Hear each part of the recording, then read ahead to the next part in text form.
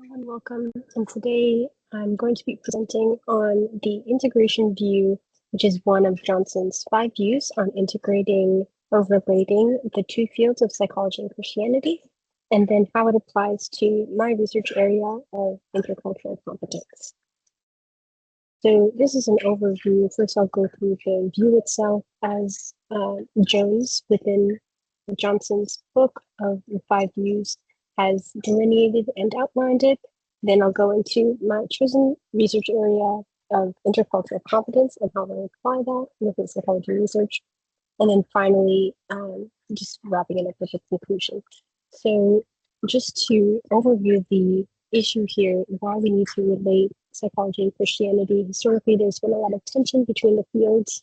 A lot of people and scholars in the past have noted that a lot of times psychology and Christianity have issues where they don't align. And so the 5 views that Johnson outlines attempts to overcome those barriers with different ways of relating the two for specifically individuals, scholars, practicing psychologists who are trying to do both, be an authentic Christian and also practice psychology or do psychology research. So as I mentioned, my chosen viewpoint is integration view. Integration view, along with the other 4 views that Johnson outlines, maintains the integrity of both psychology and theology. That's an important assumption.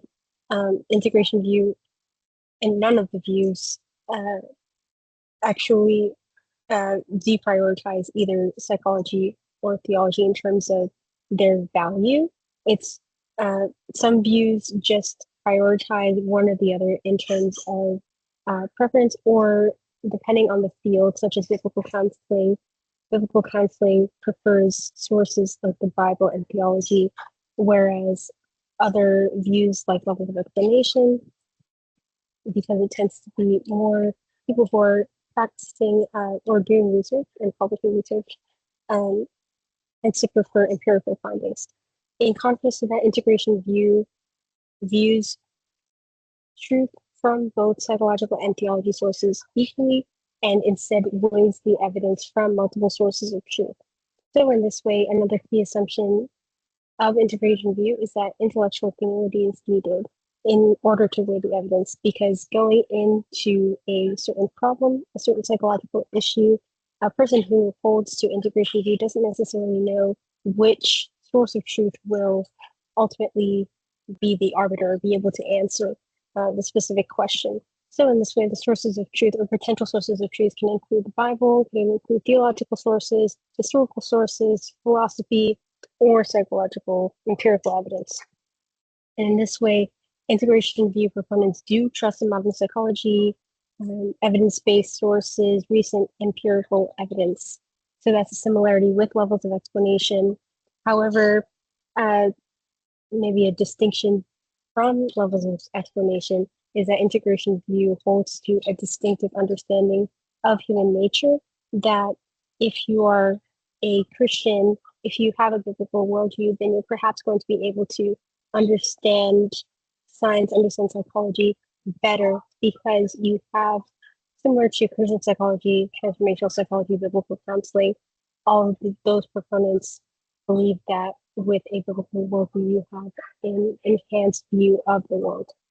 And so in this way, the primary allegiance for integration view isn't going to be either the church or the broader community. It's going to serve both the broader community of scholars as well as the church. But going back also a little bit to this idea of the distinctive understanding of humanity, the primary task of psychology in the eyes of an integration view proponent is going to be the renovation of humanity and helping people, or using a Christian worldview to have an enlightened view of humanity and the world. So now applying or explaining my area of research, which is intercultural competence. Intercultural competence is actually a newer field within psychology. It came from other fields such as communication, sociology, education. But in the past couple of decades, it has really emerged in psychology with some scientific studies that have more empirically and scientifically studied concepts, such as, for me specifically, how undergraduates are developing intercultural competence and which experiences such as multicultural courses versus things like study abroad trips effectively develop intercultural competence. But before we get into that a little bit, a little definition of terms is needed. So culture, a term that is a lot of times ambiguous. A recent literature review of a lot of intercultural competence research define culture as an individual shared communicable framework of attitudes, beliefs, and behaviors. In this way, it's a little bit maybe broader than sometimes the word culture is used colloquially. Sometimes it's, or a lot of times it's used to refer to racial or ethno-linguistic identity. But in the scientific research, it tends to be broader than that. It's any really group identity. But a lot of times we do use that word to refer to race, ethnicity, linguistic identity. So in this way, that's culture, and an intercultural competence then is the ability to traverse different cultures, the attitudes, cognitions, and skills, or in other words, affective, cognitive, and behavioral things needed in order to have effective and appropriate interaction with people who belong to different groups or have different group identities. So now we get into some of the research in IC. One of the more widely held models, frameworks in intercultural competence is Bennett's developmental model of intercultural sensitivity. This model is kind of a framework for how a person goes from an ethnocentric view, viewing their culture as superior to others, to an ethno-relative view. And that is prescribed as the goal in Bennett's DMIS theoretical framework. It's the goal to get to an ethno-relative standpoint where you are not viewing your own culture as superior to another culture, but you're integrating cultures together and taking maybe the best of your own culture and the best of another culture and fusing a new culture, as it were. So some application here with integration view. So in viewing things like the developmental model of intercultural sensitivity and also being a authentic Christian, trying to weigh what that means for a Christian to adhere to this widely held evidence-based theoretical framework, it is important as an integration view component to weigh the evidence.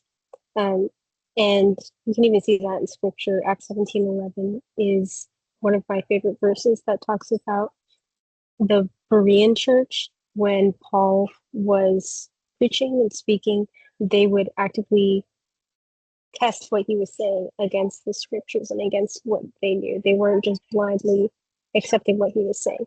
So I thought that was a very fitting verse that encapsulated the spirit of integration view. And so with that approach, if we go ahead and evaluate the DMIS, then we have the scale of ethno-relativism to ethnocentrism. And while that may seem appealing, especially in today's age, looking in light of scripture and biblical ideas, we see in First Corinthians, and then going back to Paul, Paul talks a lot in First Corinthians about the church and how people within the church should relate to each other. A lot of diversity in the church as well as with others. And a key idea here is that when you are a Christian, it's very important not to let go of your core convictions of the gospel and what the gospel actually means, what is outlined in the biblical worldview and the biblical meta-narrative. It's not something to be let go in the process of ethno-relativism when you're, as Bennett describes, taking some elements of your own cultural identity and taking other elements of other cultural identities and maybe fusing them together. That's not exactly what the biblical and the Christian way to do things is. However, also in First Corinthians is this idea of not just holding on so firmly to your own cultural identity with all its uh, not just talking about the essential things, but maybe the non-essential things, the things that are not core to a Christian worldview. Um, we are to not just hold on to our similarities in the church, but also embrace diversity and um, basically celebrate that and move forward with a shared vision within the church in order to bring others in as well. So that is kind of the idea there. That's one example in applying integration view to this research area of intercultural competence. And in conclusion, integration view just provides a really, I would say, holistic way of relating psychology and Christianity. One of the limitations that's noted in Johnson's book is that there's no particular methodology in this process of weighing the evidence, but that is, you know, maybe one of the mystical, not mystical, but kind of mysterious things as well about our faith versus uh, our many Christians, our faith versus what we do as either practicing psychologists or people who are conducting psychology research, and something that maybe can be developed in the future. But yeah, so thank you for listening to my presentation. And